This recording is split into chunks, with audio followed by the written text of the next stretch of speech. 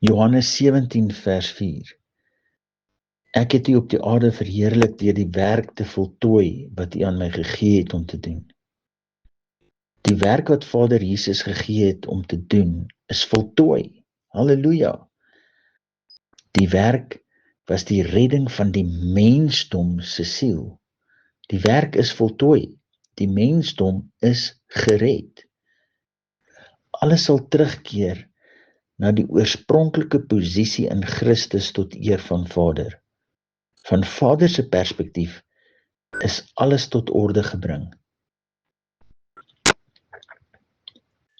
Van ons perspektief, waar ons ten dele nog kyk, moet ons glo dat die Christuswerk voltooi is. Ons taak is om te glo die werk is voltooi. Deur te staan in hierdie geloof, wanneer ons deur ander hieroor uitgevra word, moet ons kan getuig. Die koninkryk van God het gekom, bekeer jou. Ek verstaan nie wat is so moeilik as om te sê, bekeer jou, verander jou gedagtes. Die werk is afgehandel deur Jesus Christus, verander jou gedagtes. Moenie meer dink en doen soos Adam natuur.